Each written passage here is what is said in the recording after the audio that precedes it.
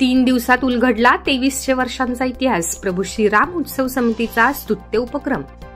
प्रभू श्रीराम मंदिर प्राणप्रतिष्ठा सोहळा नाशिकमध्ये श्रीराम आनंद उत्सव समितीच्या वतीने जल्लोष साजरा करण्यात आला. याच निमित्ताने राम जन्मभूमी संघर्षाची कथा व्याख्याते तथा इस्कॉन प्रचारक नृसिंह प्रभूजी यांनी 2300 वर्षांचा इतिहास 3 दिवसातून घडला. महिलांच्या वतीने रामरक्षा गायन करून भजन म्हणून या रामकथेला सुरुवात करण्यात आली.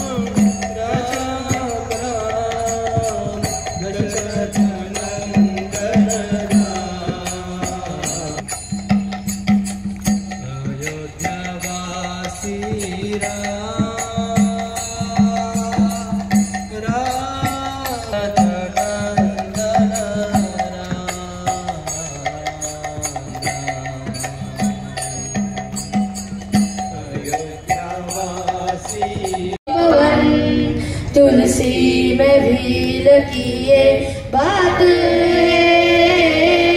मंगल भवन अमंगल हारी रघुस दशरथ अचल बिहारी राम सिया राम जय जय राम राम सिया राम जय जय राम राम सिया राम जय जय राम।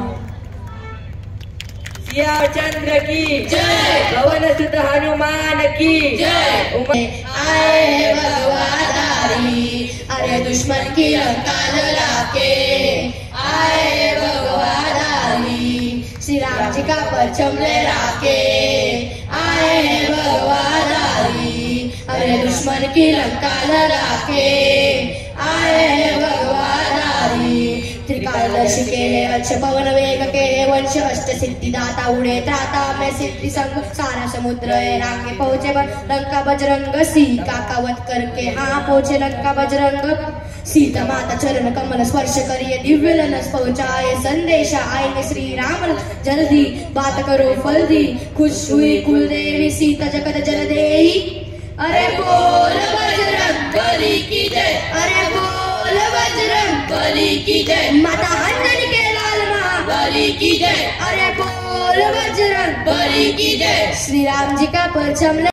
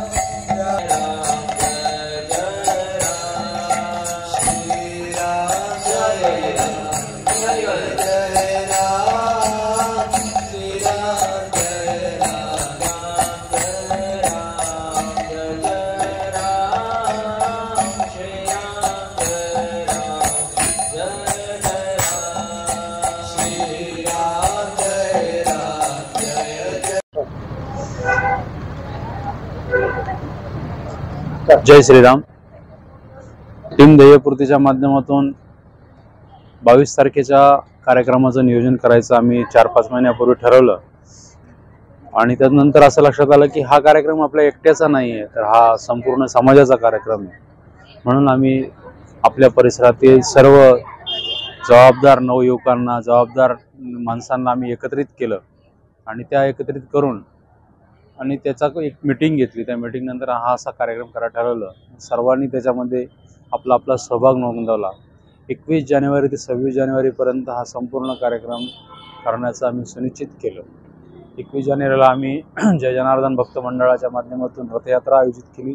तदनंतर 22 जानेवारीला यश लोहारीकर, धुळ्याचे गायक आणि नाशिकचा भारुडकार मयूर देशमुख आणि ढोलपथक आमचा नाशिक रोडचा पवन आढाव यांच्या माध्यमातून आम्ही मोठा जल्लोषाने साजरं केलं। आणि विशेषतः या कार्यक्रमाचं मुख्य वैशिष्ट्य म्हणजे असं की आमच्याच समितीतले 6 जण, नामदेव आढाव, गणेश सातबाई, राहुल कोथमिरे, विजय लोखंडे, विलास वारुंक्षे आणि कैलास गायकवाड ही 6 माणसं ही अयोध्येला गेली आणि अयोध्येवरून त्यांनी श्रीरामचंद्रांच्या पादुका तिथून घेऊन आली. तिथल्या प्रत्येक मंदिरामध्ये हनुमानगडीच्या नृत्य गोपालदास महाराजांच्या ठिकाणी प्रत्येक ठिकाणी सत्संग करून 5 दिवसाच्या अखंड प्रवासानंतर त्यांनी त्या अयोध्येतल्या पादुका इथं दर्शनासाठी उपलब्ध करून दिल्या. ही जी सुवर्ण संधी ही त्यांनी आम्हा सर्वांना उपलब्ध त्यांनी आणल्यामुळे काय झालं की परिसरामध्ये एक नवचैतन्याचं वातावरण झालं आणि ज्या घरोघरी अक्षता वाटप झालेल्या होत्या त्या अक्षता लोकांनी त्या पादुकांवर वाहिल्या. गेल्या 4 दिवसापासून आम्ही ह्या कार्यक्रमाचं जे संयोजन करतो उत्तरोत्तर नागरिकांचा प्रतिसाद वाढत आहे आणि आम्ही ह्या ठिकाणी जी राम मंदिराची प्रतिकृती तयार केलेली तशी मनाचा वेग सांभाळणाऱ्या मारुतीची आम्ही मूर्ती स्थापना केली. गणपती बाप्पाची पण मंदिर केले. मुख्यतः श्री रामचंद्रांच्या पादुका लोकांना थेट मस्तक ठेवून दर्शन घेण्यासाठी उपलब्ध करून दिलेले आहेत. आपण आता त्याचा देखावा कसा उभा केला आपण तर बघतच आहात. या कार्यक्रमाचं एकदम मुख्य करण्यामागचं धोरण असं होतं की आमचा जेल रोड परिसरातल्या लोकांबद्दल फार गैरसमज आहेत, ते गैरसमज दूर व्हावे म्हणून हा सर्व आम्ही जेल रोडच्या मुख्य काम करणाऱ्या प्रवाहातील माणसांनी हा कार्यक्रम आयोजित करण्याचं ठरलं. त्यामुळं कारण की आमच्या असं इंडस्ट्रियल एरियामध्ये जेल रोडचं म्हणला की नोकरीच लोक लवकर धजावत नाही वा गुंडच असेल, पण आमच्या परिसरात देखील असे सुंदर सुंदर कार्यक्रम होतात आणि आमच्या परिसरात देखील भक्तिमय वातावरण आहे. हे ह्या निमित्ताने का होईना आम्हाला समाजासमोर मांडता आलं आणि त्याचा उत्स्फूर्त प्रतिसाद पाहता हे खरंच की आमच्या परिसरात सुद्धा एक भक्तिमय वातावरण आहे याची सर्वांना जाणीव झाली. गेल्या 23 तारखेला प्रभुपाद नरसिंहजी यांनी देखील अयोध्येची संघर्ष गाथा याच्यावर सुंदर असं व्याख्यान आपल्या उपलब्ध करून दिलं. आज श्री स्वामी समर्थ केंद्राचे इस्कॉनच्या प्रभुपाद नरसिंह सरस्वतींनी तिथं अयोध्येची संघर्ष गाथा सांगितलीच. आज गणेश महाराज करंजकर यांनी रामाच्या गुणांचं वर्णन केलं. रामाचे गुण कसे आहेत म्हणून प्रत्येक गुणाचं रामाच्या वर्णन केलं. आणि उद्या रामशास्त्री महाराज सानप वारकरी संप्रदायाच्या माध्यमातून रामशास्त्री महाराज सानप यांचं कीर्तन उभं राहणार आहेत. आणि परवा राष्ट्रीय कीर्तनकार 26 जानेवारीला राष्ट्रीय कीर्तनकार चारुदत्त महाराज आपळे यांचं इथं कीर्तन होणार आहे.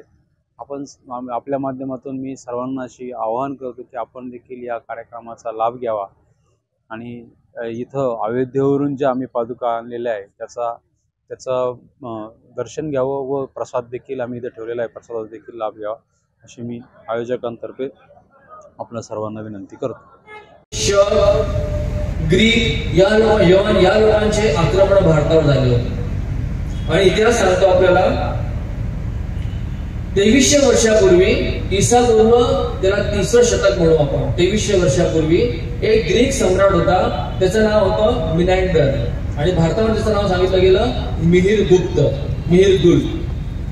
तर यांनी जेव्हा आक्रमण केलं तेव्हा पहिल्यांदा इतिहासात नोंद येते त्यांनी हे जे मंदिर होतं राम जन्मभूमीचं हे त्यांनी पाडलं आणि अशा पद्धतीने हा पहिलं राम मंदिर पाडण्याचा जो प्रकार आहे आपल्या इतिहासामध्ये नोंद झाला 2300 वर्षापूर्वीचा. याच्यात 2-3 शतकं गेले आणि त्यानंतर उज्जैनवर विक्रमादित्य राजा यांचं राज्य आलं, सम्राट विक्रमादित्य. आणि सम्राट विक्रमादित्यांना यांना आपण बघतो आपल्या कॅलेंडरमध्ये कालगणनेमध्ये शक संवत लिहितो आपण, तुम्ही पाहिलं असेल शक. तर जसे छत्रपती शिवाजी महाराजांना शककर्ते म्हणतात तसं आपल्याकडे जे शकाची गणना सुरू झाली ही महाराज विक्रमादित्यांनी जेव्हा ह्या ग्रीक लोकांवर विजय प्राप्त केला, हूण आणि या सगळ्यांवर विजय प्राप्त करून परत हिंदू धर्माची स्थापना केली म्हणून तेव्हापासून शक संवत सुरू झाला, शक सुरू झाला. त्यांचं एक नाव आहे शकारी.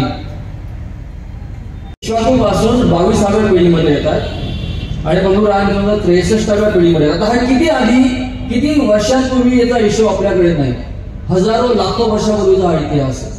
पण आपल्या वैदिक परंपरेमध्ये जे ज्ञान आलेलं आहे, व्यासदेवांनी जे आपल्याला ग्रंथ दिले त्यामध्ये वाल्मिकी मुनींनी जे काही सांगितले त्याच्यामध्ये आपल्याला ह्या गोष्टी समजतात ज्या कालातीत आहेत.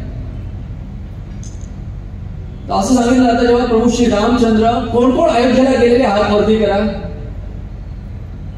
त्यांचं आतापर्यंत आयुष्य वेस्ट केलं, पण आता ते परत प्रॉफिट मध्ये येणार आहे, कारण तेव्हा आधी मंदिर नव्हतं, आता जा रामललाचं दर्शन होईल, त्यामुळे तुमचा डबल प्रॉफिट होणार आहे. तर प्रभू रामचंद्र जे आहे, जेव्हा त्यांनी ठरवलं की आता माझ्या लीला संपल्या, माझं कार्य संपलंय, आता मला परत साकेत अयोध्या धामाच्या वैकुंठाला जायचं आहे, तेव्हा ते निघाले. त्यांनी यज्ञ केला. यज्ञ केल्यानंतर त्यांनी सगळ्यांना सांगितलं की आता माझं कार्य या पृथ्वीवरचं पूर्ण झालेलं आहे, मी परत वैकुंठाला जाणार आहे. तेव्हा संपूर्ण भरत, शत्रुघ्न आणि संपूर्ण प्रजा जी होती त्यांनी सांगितलं की तुम्ही जाणार असाल तर आम्ही तुमच्याशिवाय अयोध्येमध्ये राहणार नाही. आणि सगळी प्रजा रामचंद्रांच्या मागे चालायला लागली. प्रभू श्री रामचंद्र हातात अग्नी घेऊन ते स्वतः पुढे चालत होते आणि संपूर्ण प्रजा त्यांच्या मागे यायला लागली. आणि वाल्मिकी मुनी आणि इतर रामायण टीकाकार सांगतात केवळ मनुष्य नाही, पशु पक्षी जे कोणी होते ते सगळे रामचंद्रांच्या मागे यायला लागले. आणि जेव्हा आपण अयोध्येला जातो, अयोध्येमध्ये कुठली नदी आहे? शरयू नदी आहे. तर शरयू नदीमध्ये एक घाट याचं नाव आहे. याचं सगळ्यात मोठं श्रेय आपल्या पूर्वजांना जातं, कारण जर आपले पूर्वज भ्याड असते, षंड असते, तर कदाचित आज आपण टोपी बांधणार असतो आणि कुठेतरी बांध मारत असतो. आणि यामध्ये महाराष्ट्राचं योगदान सगळ्यात मोठं आहे. छत्रपती शिवाजी महाराज आणि त्यांच्या वंशजांनी, आपण मराठी माणसांनी जे अविरत संघर्ष केला, त्याचमुळे प्रधानमंत्री मोदीजी रामेश्वरमला जाऊ शकले, त्या मंदिरामध्ये पूजा करू शकले, रंगनाथ मंदिरात जाऊ शकले, त्या मंदिरात पूजा करू शकले. याचं पूर्ण श्रेय जातं ते महाराष्ट्राची जनता लढली, महाराष्ट्राला सर्वसामान्य शिलेदार लढला, शिवाजी महाराजांच्या परंपरेवर चालला, म्हणून आज दक्षिण भारताची यात्रेला आपण जातो. जय. त्यामुळे याचं पूर्ण श्रेय शिवाजी महाराज आणि त्यांच्या बरोबरची जी पिढी होती, 3 पिढ्या त्याच्यानंतरच्या, त्यांनी जे अतोनात परिश्रम घेतले, जे मराठा साम्राज्य उभं राहिलं आणि सनातन धर्म जो टिकला दक्षिण भारतात, हे मोठे मोठे मंदिरं टिकले, त्याचं पूर्ण श्रेय जातं हे महाराष्ट्राला, छत्रपती शिवाजी महाराजांना. तर आपल्या सगळ्यांना माहिती आहे, अयोध्या जी आहे ही संपूर्ण भारतवासियांसाठी, हिंदूंसाठी अतिशय पवित्र भूमी आहे. आपण आतापर्यंत ज्या ज्या पूजा केल्या त्या सगळ्या पूजांमध्ये एक श्लोक नेहमी म्हटला जातो, तरच ती पूजा पूर्ण मानली जाते. अयोध्या मथुरा माया, काशी कांची अवंतिका, पुरी द्वारावधी चैव, सप्तैते मोक्षदायिका. प्रत्येक पूजेमध्ये, भले तर लग्नाची पूजा असो ना तर श्राद्धाची पूजा असो, हा मंत्र म्हटला जातो. आणि पहिलं नाव घेतलं जातं अयोध्या मथुरा माया. पहिलं धाम हिंदूंसाठी जे आहे, पहिला आशय जो आहे तो अयोध्या धाम. जय श्रीराम. पहिले मला म्हटलं की आपला सत्संग कार्यक्रम हॉलमध्ये, पण इथे गाडी लॉक झाली. म्हणलं गाडी लॉक झाली नाही, म्हणजे इथेच कार्यक्रम आहे. आणि जेव्हा पाहिलं तर ही जी काय मेहनत ह्या संघटनेने घेतली, राम भक्तांनी घेतली, किंवा सगळ्यांना इकडे बोलवायची, तुम्ही वेळावेळ करून इकडे आलेला आहात, तर संपूर्ण संयोजक मंडळ याच्या सेवेमध्ये सहभागी झाले, लहान मोठे, युवा, स्त्री पुरुष, सगळ्या राम भक्तांना नमस्कार. आणि सगळे श्रोते मंडळी जे तुम्ही वेळावेळ काढून आलेले, आणि विशेष करून त्या जिमच्या गॅलरीमध्ये पण बरेच जण उभे आहेत तिकडे, तर त्यांचे पण धन्यवाद. कारण तुम्ही बघा, आपल्या भारतामध्ये जिथे ते कुठे व्यायामशाळा घ्या, ही पृथ्वीवरची पहिली नगरी. प्रभू श्री रामचंद्र कुठल्या वंशामध्ये जन्म घेतला त्यांनी, अवतार घेतला त्यांनी?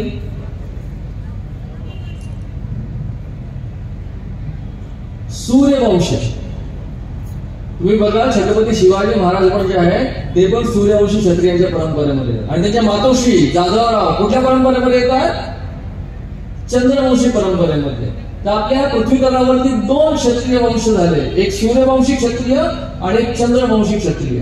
सगळे यादव जे जाधव झाले महाराष्ट्रामध्ये, हे सगळे चंद्रवंशी क्षत्रियामध्ये येतात, आणि बाकी बरेच क्षत्रिय जे येतात ते सूर्यवंशी क्षत्रियामध्ये येतात.